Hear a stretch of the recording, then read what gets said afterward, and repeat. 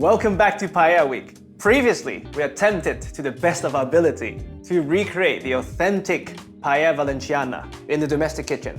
And through that process, I've learned a couple of things that I would adjust to optimize this for the domestic kitchen. One is that we've established a large paella pan never works for the domestic stovetop. It was intended for a large fire and it reflects in the cooking by having only spots of the dish boiling, making it hard work to keep rotating it for even cooking. So this is the easiest to solve. We adjust the size of our pans. If you have small circle, small stove, make one pan per person. Number two, we learned the importance of paella rice and its incredible moisture and flavor absorption capabilities, making it important for the domestic kitchen to make as flavorsome a cooking liquid as possible for the final product. So in this case, we'll make a large batch of very flavorsome sofrito and add them individually to each pot that we use, giving us maximum flavor and maximum contact with heat. And once you have the sofrito nailed down, whatever recipe that we cook, we'll use the same sofrito to give us the flavor bomb,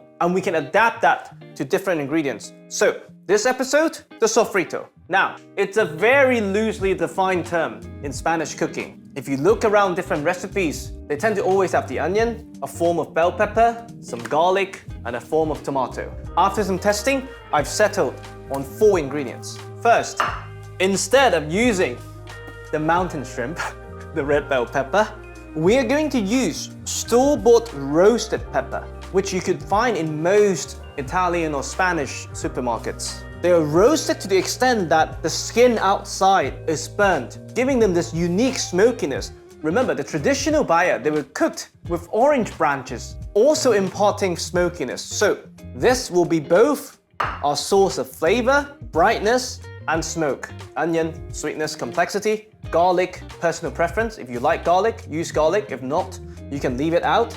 And instead of using passata or just chopped tomato, I personally prefer using tomato puree, which you can find in most Italian supermarkets. This has a lot more depth of flavor, a lot more umami, savoriness that would bring out the best of whatever ingredient that you make. For me, the ultimate gold standard for a good sofrito is that if you were to simply cook paella rice in this sofrito, it should be sufficiently mind-blowing. Otherwise, we need a different recipe. So, with that in mind, let's cook a large batch of sofrito. So, first things first, we chop an onion. And we heat up the pans, so we prep as we cook. Once the pan is hot, very generous amount of olive oil. Onion goes in.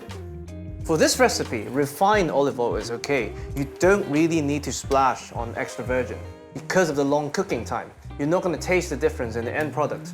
And what we want to do now is we want to cook the onion in the beginning without much color to evaporate the water content, to first concentrate the sweetness, and then we'll start to build depth and complexity. Now, we season with salt, and this will help the onion release its moisture. And because the pepper we choose to use is already cooked, we need to give the onion a head start when it comes to water evaporation. And like I said earlier, it's a personal preference. I like to add a bit of garlic. I read somewhere that only 47% of chefs in Spain cook their paella with garlic, but you be your best judge. If you want it more pungent, add this much later and use a garlic crusher to really puncture the membrane. If you just want to add a bit of complexity, you can chop them the same size as the onion and add them once the onions are translucent. So it's a personal choice. There's no correct answer to it. Try both and see what you like. The reason why most recipes, mine included, often call for garlic to be added after the onion is because they're way more sugary. You don't taste sugary raw, but once you've evaporated the water content, they're much more sugary per unit than the onion, making them burn much faster.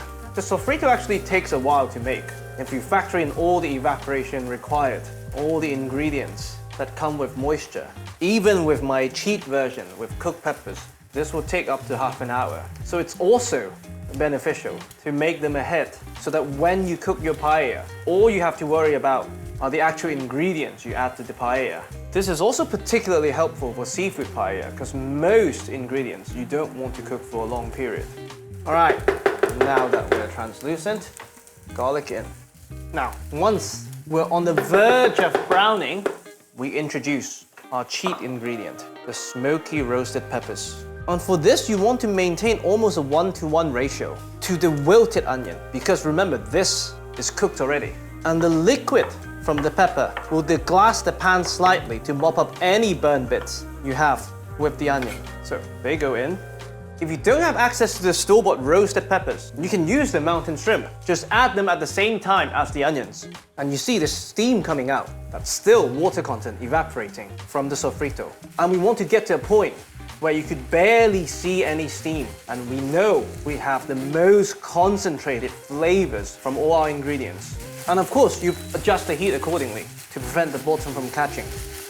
Now, once the evaporation, the steam has slowed down, we add the umami bomb, the tomato puree.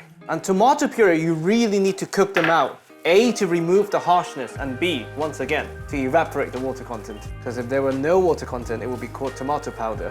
Now suddenly, there's very little left. Now, you have almost no steam coming, and that's when you know the sofrito is ready. Stove off, and this keeps in the fridge for up to 5 days. So you can make it ahead and have a whole week of paella, like we do. But how can you tell that this is a good enough sofrito for our recipes? Well, let's find out. We have the stove back on, a bit more oil, and let's make a vegetarian version. Very generous spoon, back in, and we're not gonna add anything else, just to see how good this really is. Another benefit of cooking ahead is now that you can measure your rice and water to make sure you achieve the 3-to-1 ratio.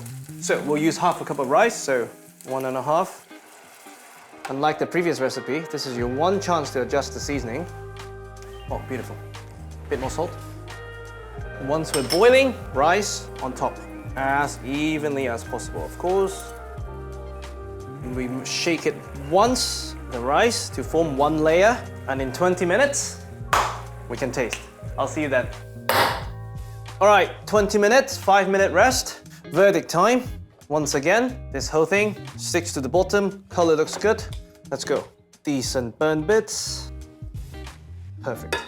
And this is definitely good enough for our paella recipes. I really hope you enjoy, and I'll see you in the following episode.